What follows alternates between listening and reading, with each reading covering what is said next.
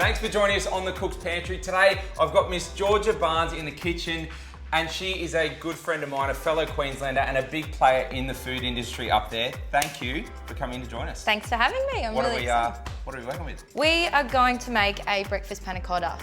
Love it. So, right. breakfast panna cotta. Breakfast panna cotta. First things first, panna cotta, we know it as a dessert usually. Yep. Set cream. Set cream. Set cream. Cooked cream, yep, Italian dessert. So what we're going to do is, to make it a little breakfast friendly and eliminate the guilt, we're going to use some yogurt with the milk, and we're not going to use any sugar. We're just going to... saying, yeah, there's no sugar here. So let's get started. We've just got some full cream milk. I was always very intimidated by panna cotta. I guess it's the whole... Wobble. Gelatin, you want the wobble, you want the shake, but trying to get there and having the right ratio.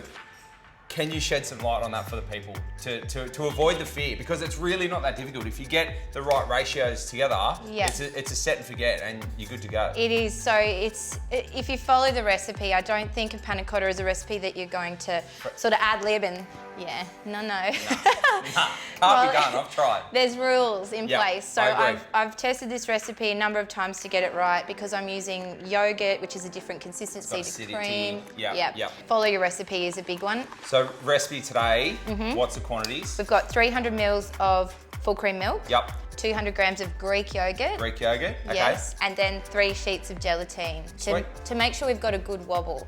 Yep. Yeah. So if you want to set, how long are we thinking? Like minimum 4 hours? Minimum 4 hours. It'll be really soft. Overnight, ideally. Do it the night before. Wake up. You're having people over for brunch. It'll be perfect. If you're worried, you don't have to set it in a mold, and you can actually set it in a glass. But today we'll be tipping it out. That's always like the foolproof. It is. It is. Like, it always is. If it doesn't quite set, then it's at least it's contained in a glass. You don't have to transfer it. Yeah. Love So it. that's if you're nervous first time round, maybe you could do it that Go in way. a glass. But That is still plate, like for brekkie, fruit, granola, straight over the top. Beautiful. Bang, away you go. Yeah, definitely. So we got the milk coming up to temp here. Yum. How much honey? So I've got 3 tablespoons here. Yep. You can add a little bit more if you want it sweeter. You can add less if you don't want to use honey. Honey's breakfast approved, so we're trying to use ingredients that are, Well, they make sense. It they does. belong there. It's not going to be a shock to the palate waking up having a milk chocolate. Well, I mean, some would be. A milk chocolate, a milk chocolate panna cotta with really quite full-on ingredients. This is nice and light, fresh. You got the berries, the fruit, the granola. Yeah. It's a nice way to kick off. It's really light. And so what we're going to do is bring the milk up to temperature. We don't want it boiling because we don't want to get a skin on the milk. Bring it up till we think it's warm so that the honey and the vanilla has infused in the milk. And then what we're going to do is let it come down in temperature a little bit and then add our yogurt. Okay, so that's up to temperature now. It's not boiling, but you can see that it's steam coming off. We can smell the honey and the vanilla. So now it's time to get our gelatine ready. So we're not adding the yogurt yet. If you added yogurt now, it's going to split and you'll end up with all kinds of bad. It's just obviously been there and tried it. It's happening. I have. So listen. Well, we were talking before, the amount of gelatin is really important. You want it soft and with a good amount of wobble. You don't want hospital jelly consistency. No, you don't want to put a fork in it and take a bite.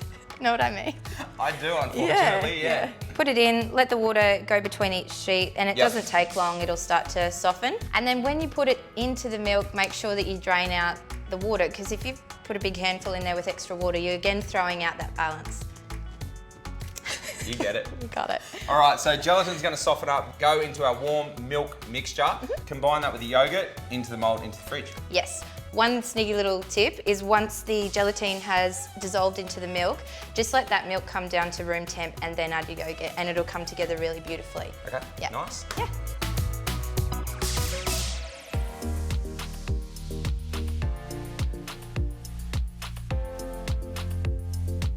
All right, so gelatin's in, milk, vanilla, honey. Yes. Time for yogurt.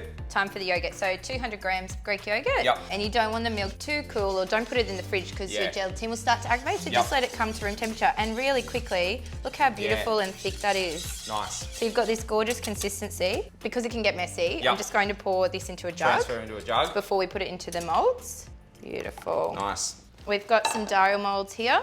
But you can use whatever you've got, jelly moulds or whatever at home. Glasses, like we were saying, little jars. I reckon for home, especially if people are having a first shot at this. Yeah, definitely. Glass, fail safe. Yeah, so whatever you like. And then we're just going to evenly pour So that all up, if I'm thinking quantities, like volume of that. So say if you got around 600 mils, you could get, what, eight panna cottas out of it? If you wanted to, they'd be small. It depends on what you're using it for. If you just wanted it as like if you're entertaining and you want it as a component of a brunch menu, that'd be really nice. But then you could make 6 or 4 to 6 if you wanted them a little bit bigger. Yeah, sweet. Nice. All right, so they're gonna go in the fridge for at least 4 hours. Yeah, at least we'll get them to set, come back, and then we're looking at fresh fruit. We've got strawberries, blueberries, mango, and granola. Yeah, just to make it look pretty. All right, here we go. Panna cottas, they've been there for a few hours. Yep. Set. Let's have a look. All right, crucial moment. Just using a butter knife, going around the outside so that they're nice and... How are we looking? You've got to give it a little... Ooh. Oh. Oh. Okay, so I'm just going to plate it up on one side of the plate. Hello. Nice. They just set, so it's about 4 hours. All right. Nice little shape on it. So now it's your time to shine. Come on. So it's your favourite part. I do. I love plating. So we've got some beautiful strawberries I've just sliced and some mango. So we might start with the mango. I've just cubed it. And this is where you're kind of building like a little fruit salad. So you're thinking about that yogurt and fruit that you might have when you're out for brekkie. Some beautiful blueberries. Oh, it's a pretty flash looking brekkie. That is a very flash looking brekkie. And then I've got just some granola, so whatever you've got in the pantry. Yep. And then that adds a little bit of texture and a little bit of bite. So whatever you like. So just with the honey, I just think, wait for it to get a little bit of a nice little drizzle. Nice. So just that little bit more sweetness over the top, because you've got that acidity from the strawberries, the blueberries. Just balance it back out and obviously make it look beautiful. And there's very pretty. Yeah, we can just add a little bit of mint. Little green always makes it pop. And you could use any fruit that you like. You could also use, if you've got... whatever's in season. Yeah, or cook, really cook some berries down, you know. It's up to you. But that... Have a look at that. You can see the wobble, shine. I'm pretty confident in saying nothing has ever been plated like that in this kitchen. Looks incredible. I'm gonna get amongst crunch. it. Yeah. Tartness from the berries and the fruit. Silky, creamy panna cotta with a good amount of wobble. It's not overly sweet. No. Really good. I think Easter Sunday, have the family around, get them together. If you're putting brekkie on at your place, Christmas morning, anything like that, a little, you know, you want to show off a little bit and put something beautiful on the plate. Yeah. This is where it's at, and oh so simple. All the hard work, but now you've got the recipe to make the panna cotta, and then it's just beautiful fresh fruit. Honey, very granola, simple. stuff you've got in the pantry.